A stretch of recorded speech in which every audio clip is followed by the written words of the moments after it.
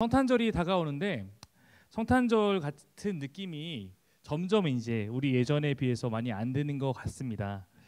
그래서 우리가 이 시기에 다른 것은 몰라도 예수님에 대한 이 성경의 증언을 본문 삼아서 오늘 설교함으로 이 시기에 우리가 묵상해야 될 것, 예수님이 오신다는 것이 우리에게 어떤 의미인지 그것에 대해서 함께 좀 같이 배우고 또 알고 또 그분을 붙드는 시간을 갖고자 합니다.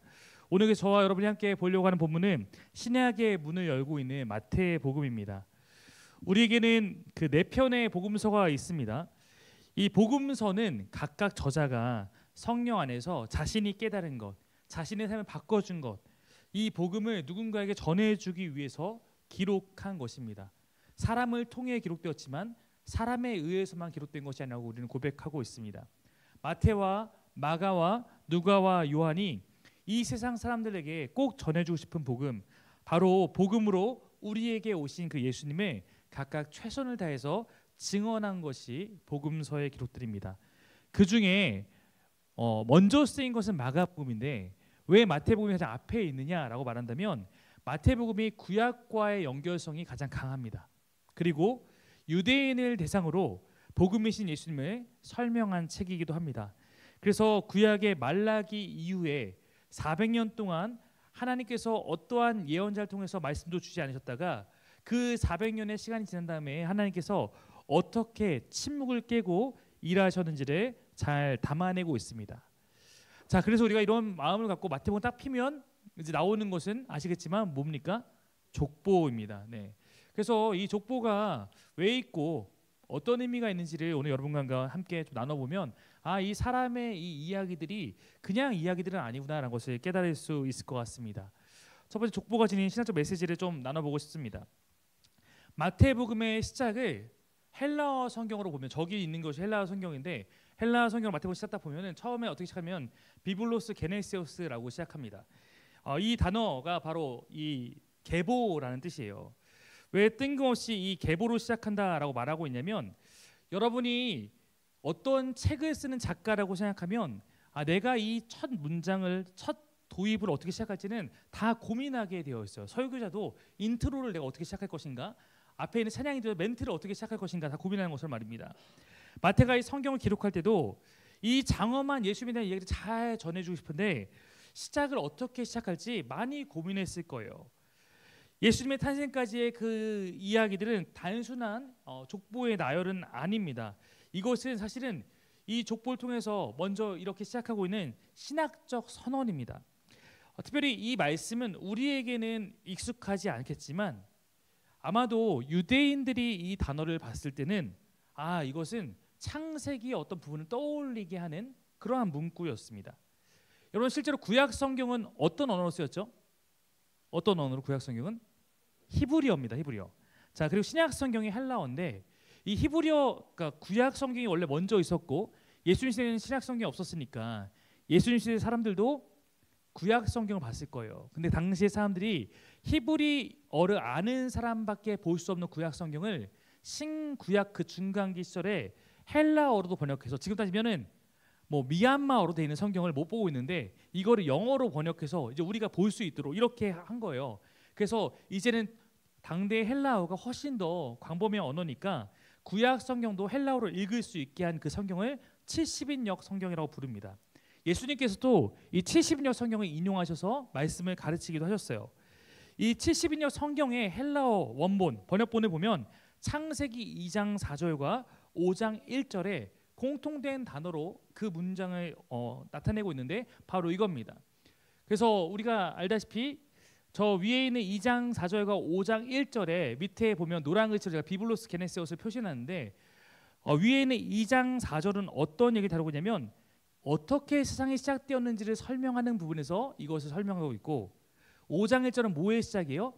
사람이 어떻게 시작되었는지 설명할 때도 비블로스 게네시오스라는 단어로 이렇게 표현하고 있습니다. 그러니까 이 마태복음에서도 예수님이 시작한 게 마치 세상이 시작한 것처럼, 사람이 처음 창조된 것처럼 예수님이 복음의 시작이며 또한 이 예수님이라는 분의 놀라운 이야기의 시작이라는 것을 이 단어로 시작함으로써 이 위대한 서사의 시작을 표현하고 싶었던 것입니다. 마태는 예수님을 전하고 싶은 거예요. 예수님이 왜 복음인지 설명해 주고 싶은 거예요. 그래서 마태복음에서는 이 비블로스 게네세오스 시작하는 이 단어를 통해서 이제 써내려가는 족보 이야기로 시작하면서 예수님이 누구신지를 그 안에 담아서 보여주려고 하는 것입니다. 우리에겐 낯설지만 이 족보는 유대인에게는 가장 유명한, 가장 알려진 족보였기 때문입니다. 지금 제가 설명했듯이 한국어 성경으로는 잘 드러나지 않지만 이 족보 또한 헬라어로 보면 더 풍성한 메시지가 드러납니다. 제가 몇 번 말씀드린 성경에 가장 많이 사용된 기법 중에 하나는 인클루지오도 그렇습니다. 인클루지오는 여기서부터 여기까지의 단락이 있으면 맨 앞과 맨 뒤에 같은 단어를 사용함으로써 요 안에 있는 메시지의 핵심이 요걸로 이 키워드다라는 것을 보여주는 기법이에요. 근데 이게 한글 성경으로는 잘 안 보입니다. 한글 성경으로 족보를 만약에 보면 처음에 이렇게 시작하거든요. 자, 이렇게 족보가 1장 1절 16절 한번 읽어볼까요? 시작. 아브라함과 다윗의 자손 예수 그리스도의 계보라. 한편 요셉을 낳았으니 마리아에게서 그리스도라 칭하는 예수가 나시니라. 네, 이렇게 시작하고 이렇게 끝납니다. 그러니까 한글 성경에는 이렇게 보면 인클로지한 느낌이 안 들 거예요. 근데 우리가 여기 보면 1절의 시작에 아브라함, 다윗, 예수 그리스도라는 세 개의 이름이 등장하고 있습니다. 근데 요 세 개의 이름이 밑에 있는 헬라어 원어로 보면 순서가 다르죠. 아브라함이 맨 뒤로 가고 가운데가 다윗이 위치하고 그다음에 예수 그리스도가 맨 앞에 이렇게 위치하게 되는 것입니다. 그래서 비블로스, 게네세오스, 예수 그리스도, 휘유, 다윗, 휘유, 아브라함 이렇게 써 있는 거예요. 그러니까 맨 앞에 예수님의 이름으로 시작하고 아까 봤던 것처럼 16절 맨 마지막에는 또한 예수 그리스도로 끝나니까 이 족보의 주인공, 이 족보가 드러내고 싶은 것은 다름이 아니라 예수님이다. 이렇게 마태는 표현하고 있는 것입니다. 자, 그렇게 표현함으로써 예수가 주인공인, 예수가 바로 그리스도이신 그분이다라는 것을 선언하면서 이 마태복음 족보는 시작하고 있는 것입니다. 그 뒤에 다윗이 등장하는 것은 메시아가 다윗의 후손으로 온다는 것은 유대인이라면 다 아는 상식이에요. 바로 이 예수님이 다윗의 후손으로 오신 분이며 아브라함을 거론함으로써 하나님께서 창세기 12장에서 아브라함을 통해서 시작하신 구원의 그 역사가 이제 예수 그리스도 통해서 성취되었다는 것을 보여주고 싶은 것입니다. 이렇듯 마태복음 족보는 그냥 읽으면 족보구나라고 할 수 있겠지만 사실 구약과 대조해서 읽으면 더 특이한 부분들이 많아지는 의문을 가진 족보가 됩니다. 쉽게 말해서 이 족보는 이렇게 말하면 좀 불경건하지만 약간 거짓입니다. 이 족보는 사실과 조금 다릅니다. 정확히 말하면 편집되어 있습니다. 유대인들은 아까 했듯이 이 족보를 잘 안다고 했어요. 구약의 이 계보를 알고 있습니다. 근데 마태복음에서 예수님에 대해 말한다고 복음을 전한다고 해놓고 가져와서 이거 족보를 인용하는데 이 족보를 원래와 좀 다르게 편집해 놓았다는 거예요. 그러니까 우리는 모르겠지만 유대인들은 이거 이상하다. 이거 이상하다. 우리도 알다시피 우리도 조선 왕조의 왕조 목록이 있는데 여기 우리가 알고 있는 왜 정조, 영조 여기 영조도 정조가 아니고 이런 것들에 대해서 알 수 있는 것처럼 이게 그런 의도를 갖고 있는 족보라는 거예요. 유대인이라면 알 수밖에 없는 편집을 함으로써 의도적인 어떤 강조점을 사실 역으로 드러내고 있는 족보입니다. 일단 이 족보를 한번 봐야겠죠. 오늘 우리가 말씀을 한번 좀 길지만 이 족보를 이해하기 위해서 말씀을 읽어볼 텐데 이 족보는 제가 나눈 게 아니라 성경에서 세 부분으로 나눠놨습니다. 그래서 우리도 그에 맞춰서 세 페이지로 한번 읽어보도록 하겠습니다. 한번 천천히 읽어보겠습니다. 시작.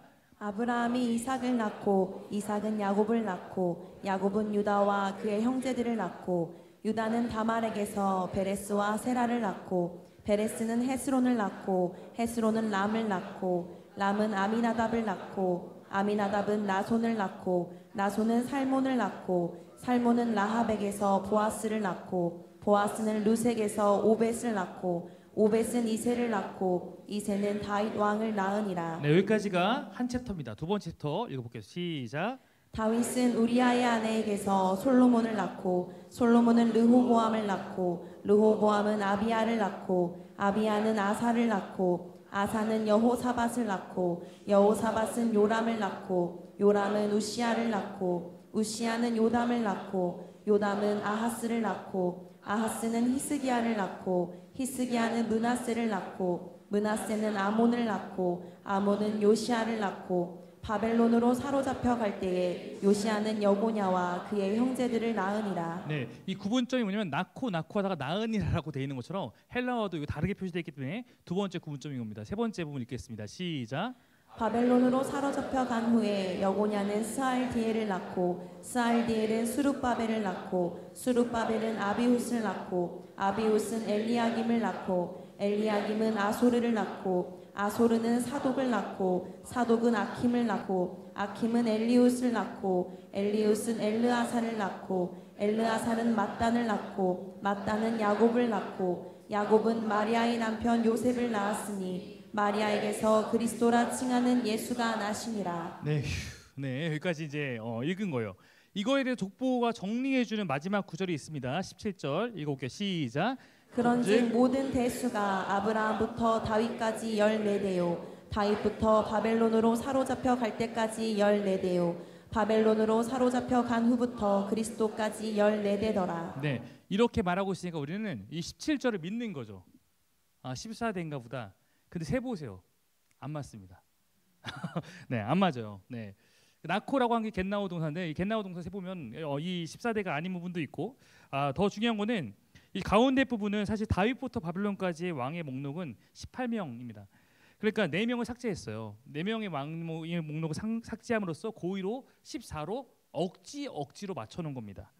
그러니까 이걸 적기 위해서 14대라는 것을 말하기 위해서 맞추기 위해서 몇 명을 빼버린 족보라는 의미입니다. 근데 이건 아까 다 아는 족보예요. 그러니까 일부러 24라는 것을 강조하기 위해서 뭔가를 하고 했구나라는 것을 알 수 있는 겁니다. 왜냐하면 이 14가 중요한 의미였기 때문에 그렇습니다. 우선 아시기로 성경에는 상징들이 있어요. 성경에 중요한 숫자가 몇 개 있죠? 3 중요하고 7 중요하고 12 중요하고 40 중요합니다. 그렇죠? 이런 숫자가 중요해요. 자, 근데 일단은 성경에서 3은 완성을 의미하는 그런 의미를 갖고 있습니다. 삼위일체가 그래서 완성인 거고 부활도 3일 만에 완성됩니다. 7은 완전을 의미해요. 7일 창조로 세상을 완전하게 하셨고 이런 것들을 의미하고 있습니다. 14라는 것은 뭐 이거는 약간 뭐 동의되고 동의 안 될 수 있지만 14라는 숫자는 보통 7의 배수로 쓰이는 것은 더욱더 완전한 것, 최상의 완전을 의미할 때 표현하기도 하는 방식입니다. 그래서 14나 21 이런 7의 배수가 성경에 또 많이 등장하는 거예요. 그리고 이 14 곱하기 3이란 것은 14를 3번 곱한 형태의 족보로서 이 최상의 완전함이 예수님에 의해서 완성되고 종결되었다는 메시지를 우선 갖고 있습니다. 또한 이것은 왕족의 계보예요. 다윗과 바벨론이 이 세 개의 족보를 나누는 구분점인데 다윗은 왕국의 시작이고 바벨론의 포로는 왕국의 끝입니다. 즉 이 족보는 왕의 족보로 이 왕의 족보 가운데 예수님이 오셨다라는 것도 보여주고 있습니다. 그리고 무엇보다 중요한 것은 이 족보는 다윗을 부각하고 있는 족보입니다. 이 17절까지의 내용 가운데 무려 다윗이라는 이름이 5번이나 나오고 있어요. 그리고 들어본 적도 있겠지만 이 족보는 다윗 게마트리아가 적용되어 있습니다. 다윗 게마트리아란 게마트리아 자체는 숫자를 통해서 어떤 사람을 상징하는 기법을 말하고 있는 거예요.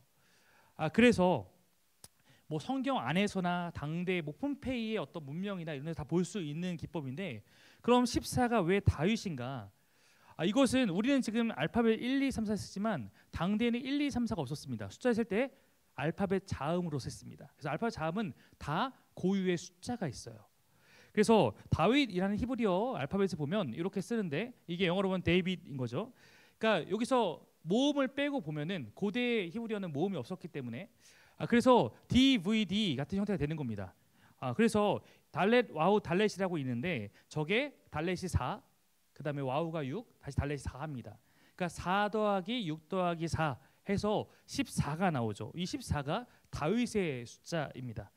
우리는 단번에 이해를 못할 수도 있지만 히브리어 알파벳을 숫자로 사용하는 당시의 사람들은 14가 다윗을 상징한다는 것을 조금만 생각해 보면 알 수 있었을 것입니다. 그러니까 마태는 이 족보 안에서 예수님이 메시아다라는 걸 강조하기 위해서 여러 가지 썼지만 다윗과 아브라함 처음에도 다윗이 나왔고 이 목록 자체가 다윗의 족보라는 것을 다윗이라는 이름을 등장시킴으로써 바로 다윗 언약이라 불려지는 그 사무엘하에 나오는 그 말씀을 하나님께서 너의 핏줄을 통해서 나의 나라, 나의 왕을 너희 민족에게 주겠다라는 약속을 이루셨다는 것을 알려주고 싶었던 것입니다. 하나님의 구원 계획, 하나님께서 신실하게 그 계획을 이루시고 계신다는 것을 보여주고 있는 것입니다. 그리고 다윗의 후손을 기다렸던 유대인들에게 이 족보는 이렇게 응답하고 있는 거예요. 예수님이 바로 그 메시아다라고 말하며 시작하고 있는 것입니다. 족보를 봤을 때 두 번째로 좀 볼 것은 족보 속 여성들의 의미입니다. 이것 또한 이상한 거기 때문이에요. 족보가 지닌 이상함입니다. 이 족보는 매우 노골적인 어떤 냄새가 납니다. 이 족보에는 굳이 일반적인 족보에 넣지 않는 여성의 이름을 다수 포함하고 있습니다. 성경 시대 특징 아시죠? 여성을 숫자로 세지 않았습니다. 그 시대는 당연히 유대인들의 족보에 여성이 들어가지 않았습니다. 그냥 아브라함이 이삭을 낳고 이삭이 뭐 야곱을 낳고 이렇게 나오죠. 아버지가 아들을 낳았다고 하는 게 일반적입니다. 그런데 이 족보에는 아까 읽으면서 눈치챘을지 모르겠지만 마태는 일부러 여성 몇 명의 이름을 넣습니다. 누구에게서 누구를 낳고 이런 형태죠. 그냥 굳이 넣은 거는 그런가 보다 할 수 있겠는데 이 여성들이 우리에게 다 알려져 있는 유명한 여성들이에요. 하나하나가 의미 있는 이름이기 때문입니다. 이 족보에는 총 몇 명의 여자 이름이 나올까요? 상품을 드려야 될까요? 네, 몇 명의 여자 이름 나올까요? 5명이 나옵니다. 네, 5명이 나오는데 그 중에 마리아는 신약의 인물이니 빼면 구약의 4명의 여성 이름이 등장하고 있습니다. 바로 다말, 라합, 룻 그리고 우리아의 아내라고 나옵니다. 이 4명이에요. 이 4명은 좀 교회 짬밥이 있는 분들이라면 대부분 이제 이름을 알고 있는 그런 여인들입니다. 근데 우리도 그런데 구약을 어려서부터 조기 교육을 받는 유대인이라면 모를 수가 없는 이름들입니다. 이들의 공통점이 그리고 있습니다. 제가 간단히 이 여인들에 대한 구약의 기록을 상기시켜 드리겠습니다. 첫 번째, 이 다말은 일단 출신이 가나안 출신입니다. 가나안이라고 하면 약속의 땅이다 이런 의미가 아니라 히브리 민족이 아니라는 의미예요. 이방 민족, 그 땅에 살던 이방 민족이에요. 이방 여인이에요. 이 다말은 창세기 38장에 나옵니다. 이스라엘 조상인 야곱의 12아들 중에 유다의 며느리가 다말이었습니다.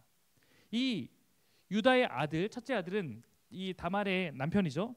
악해서 죽고, 그럼 동생이 이 형수를 책임져야 되는데 책임 안 지려다가 죽고 이렇게 됐습니다. 근데 아들 하나 남았는데 이 아들에게는 이 며느리를 유다가 고의적으로 안 맡기는 거예요. 또 아들이 화를 입을까 봐. 그러니까 유다가 율법을 지키지 않고 다말을 과부인 상태로 방치해 둔 것입니다. 당대 사회는 과부가 살아가는 게 쉽지 않았어요. 대부분의 과부는 그래서 대부분 몸을 파는 일을 하지 않으면 먹고 살 수가 없는, 생계가 위협되는 사회적 약자가 되곤 했습니다. 다말은 하나님이 주신 율법에 따라서 대를 이어가기를 원했는데 유다가 인위적으로 막고 있는 상황이었습니다. 시간이 좀 흘러서 유다가 아내가 죽고 호라비가 됩니다. 그리고 다말은 잊혀진 존재가 되죠. 이에 다말은 입고 있던 과부의 옷을 벗고 얼굴을 가리고 유다에게 접근해서 하룻밤을 보냅니다. 그 담보물을 받고 하룻밤을 보는, 그러니까 유다 입장에서는 아마도 몸을 파는 여인인 줄 알았을 거예요. 그리고 그때 임신을 합니다. 석 달 후에 유다가 이상한 소문을 듣게 돼요. 과부가 되어서 홀로 지내는 며느리가 임신했다는 것입니다. 우리 보라처럼 이제 배가 나오기 시작한 거예요. 네. 그러니까 유다는 이에 화가 나서 다말을 처단하려고 합니다. 그때 다말이 유다에게 받았던 담보 물품을 내어놓습니다. 유다가 그것을 보고 깨닫죠. 아, 내가 옳지 않았구나. 다말이 잘못한 게 없다는 것을 인정합니다. 그 후 유다와 다말이 다시 관계를 하지 않습니다만 그에게서 태어난 이 아기, 쌍둥이를 또 낳아요. 이 아기를 유다가 자기의 자손 아들로 받아들이게 됩니다. 그것이 바로 베레스와 세라입니다. 한번 읽어볼게요. 시작. 유다는 다말에게서 베레스와 세라를 낳고. 네. 그러니까 우리는 이렇게 이해합니다. 교회 안 다니는 사람이 지금 이야기 들으면 이 집안은 뭐라고 생각하겠습니까? 네, 마태는 사실 이 다말 이야기 빼고 유다는 베레스와 세라를 낳았다 해도 되고 넘어가도 될 부분이에요. 근데 굳이 여기다가 다말에게서를 넣은 거예요. 보통 우리가 이런 일이 어쩔 수 없이 있었다고 하더라도 감추기 마련입니다. 근데 성경은 재밌습니다. 보통 형제 다 기록 안 하거든요. 근데 마태는 오히려 쌍둥이 이름을 다 기록하며 이 일을 드러냅니다. 유다가 베레스를 낳았다고 해도 되지만 다말의 이름과 쌍둥이 이름 모두를 드러내며 족보의 어떤 형식을 깨므로써 이 이야기에 주목하게 만들고 있는 거예요. 이게 첫 번째 다말 이야기입니다. 두 번째 여인은 라합입니다. 우리가 알고 있는 여호수아서에 나오는 그 라합입니다. 가나안 여리고에 살았던 가나안 출신의 마찬가지로 이방 여인입니다. 성경은 조금 순화시켜서 뭐라고 표현하고 있냐면 기생이라고 말하고 있지만 원어는 창녀에 가깝습니다. 여호수아가 보낸 여리고 정탐꾼들을 숨겨두고 대신 목숨을 구제받고 이스라엘 공동체에 들어와 살게 된 것으로 우리는 이해하고 있습니다. 그리고 그 안에서 결혼해서 낳은 사람이 보아스입니다. 이방 출신이고 어쩌면 우리가 봤을 때는 조금 거리낌이 있는 직업을 갖고 있었던 이 여인이 예수님의 족보 안에 들어와서 또한 이렇게 이름을 남기고 있는 거예요. 읽어볼게요. 시작. 살몬은 라합에게서 보아스를 낳고. 네. 자, 세 번째 여인은 룻이죠. 우리가 제일 유명합니다. 룻도 어디 출신이에요? 이방 모압 출신입니다. 룻도 또 남편이 일찍 죽어요. 네. 그래서 후에 시어머니 나오미와 함께 베들레헴에 돌아와서 룻도 재혼을 합니다. 그 재혼은 누구예요? 보아스하고 하게 된 거죠. 한번 읽어보겠습니다. 시작. 보아스는 룻에게서 오벳을 낳고 오벳은 이새를 낳고. 네. 자, 그래서 이제 예수의 족보에 어떻게 보면 이렇게 같이 들어오게 된 여인이 룻이었습니다. 이 지금 세 여인의 공통점 뭐였습니까? 이방이었습니다. 네. 이게 주목할 만한 특징 가운데 하나죠. 이방 여인이었어요. 그리고 조금 다 약간의 사연이 다 섞여 있는 여인들입니다. 네 번째가 재밌는데 우리는 오히려 이 여인을 다 알아요. 네, 근데 이번에는 성경이 이 여인의 이름을 쓰지 않고 궁금증을 자아내게 이름을 쓰지 않고 뭐라고 쓰면 우리아의 아내라고 씁니다. 우리는 이 이름 알죠? 이름 뭡니까? 밧세바입니다. 네, 한번 그래도 말씀 한번 읽어보겠습니다. 시작. 다윗은 우리아의 아내에게서 솔로몬을 낳고. 네, 여기는 이렇게 쓴 것은 두 가지 의미가 있을 거예요. 첫 번째, 다윗이 자기 아내가 아닌 다른 남자 우리아의 아내에게서 아이를 낳았다고 다윗을 박제하는 겁니다. 다윗을 여기서 다시 한번 다윗 인생 최대의 치부를 여과 없이 드러내고 있는 거예요. 두 번째는 우리아의 출신 때문입니다. 밧세바는 성경에 출신이 안 나와요. 어디 출신인지. 근데 우리아는 햇사람 우리아라고 나오고 있어요. 즉 이방 출신입니다. 즉 밧세바도 이방 여인일 것으로 추측하게 하고 있습니다. 그러니까 이 복음서의 족보는 여인들을 통해서 마태복음이 우리에게 그리고 이 글을 읽고 있는 유대인들에게 알리고 싶은 것이 너무 분명한 거예요. 아브라함의 혈통이고 다윗의 혈통으로 예수님이 오셨는데 여기까지 좋지. 이 집안이 장난이 아니었다는 것입니다. 우리가 이것이 성경의 이야기를 생각하지 않고 어느 모르는 집안의 이야기를 하면 거의 막장 아침 드라마 수준의 집안입니다. 뭐 우리가 인간 사이는 별일이 다 있죠. 어느 집이나 숨기고 싶은 어떤 과거나 사건이 혹시라도 있을 수도 있습니다. 그런데 중요한 것은 예수님을 메시아로 소개하는 자리예요. 예수님을 복음으로 받아들이고 소개하는 자리예요. 근데 거기에 성경에서는 이 예수님의 족보의 치부를 감추기는커녕 오히려 더 이거 꼭 알아야 돼. 밑줄 쫙 그어갖고 굵은 글씨로 표시해두고 있는 거예요. 자, 그렇다면 우리는 이 족보를 통해서 드러내고 싶은 메시지를 알 수 있습니다. 마태는 왜 예수님을 모든 인류를 구원한 왕으로 가장 위대한 탄생이라는 것을 소개하고자 하는 마태복음 첫 머리에서 이처럼 문제 많은 족보를 기록해야만 했을까요? 세 번째, 예수님이 오신 이유를 통해서 그것을 좀 정리해 보고 싶습니다. 이 족보는 지금 설명한 것처럼 이중적 의미의 강조가 있는 것입니다. 한쪽에서 족보는 예수님이 구원자다, 왕의 후손이다, 구약의 예언의 성취다, 다윗 언약을 1000년 만에 약속을 이루는 하나님의 결정판으로서 복음으로 오신 분이라는 당당히 외치고 있는 거예요. 예수님이 유대인의 왕이라고 말해주고 싶은 마태복음 전체의 메시지와 잘 어우러지고 있습니다. 그러나 이면 다른 한쪽에서는 어떤 메시지를 갖고 있습니까? 예수의 족보는 이방적 혈통이 가득 섞여 있으며 부끄러운 과거를 가진 사람들의 삶을 거쳐서 이것이 완성되었음을 우리에게 보여주고 있습니다. 우리가 자주 쓰는 표현대로 하면 예수님의 혈통은 결코 특별하지 않습니다. 고귀하지 않아요. 어쩌면 이것은 깨어진 세상의 민낯을 잘 보여주는 족보입니다. 예수님이 탄생하기까지 그 하나님께 붙들고 살았던 그 가문조차도 실수투성이, 실패투성이 그런 인생을 거치고 흘러서 예수님께서 이 땅에 오셨다는 것입니다. 예수님의 육신의 조상들도 모두 연약하고 악한 모습이 있었다는 것입니다. 족보에 나온 사람들이 다 그래요.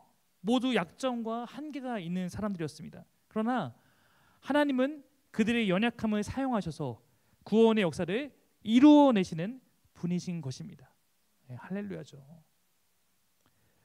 또 하나님의 구원은 특정한 민족이나 완벽한 사람만이 아니라 죄의 연약함을 가진 모두에게 열려 있다는 것입니다.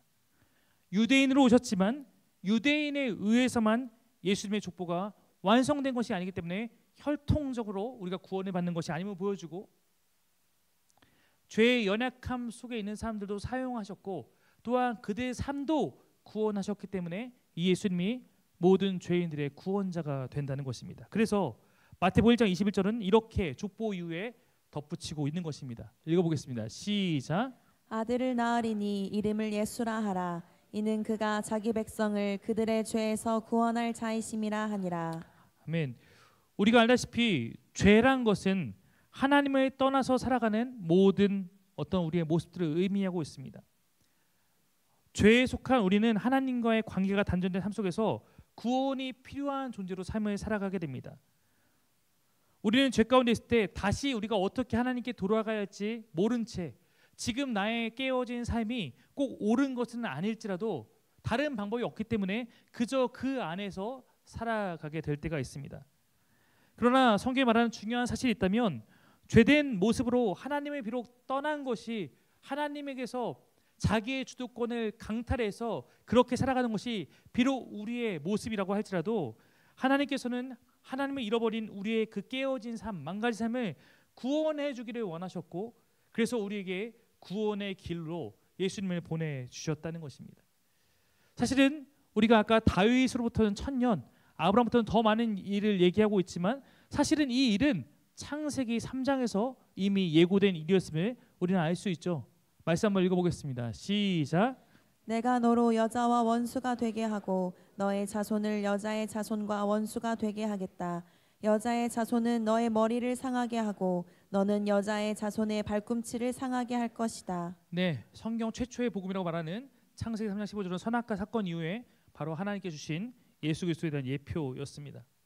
즉 아담과 하와가 죄를 짓고 하나님과 관계가 단절된 그 순간 여자의 후손으로 오시는 예수님을 약속했고, 어쩌면 족보는 예수님이 그렇게 우리에게 오셨음을 더욱 힘써 드러내고자 하는 것인지도 모르겠습니다.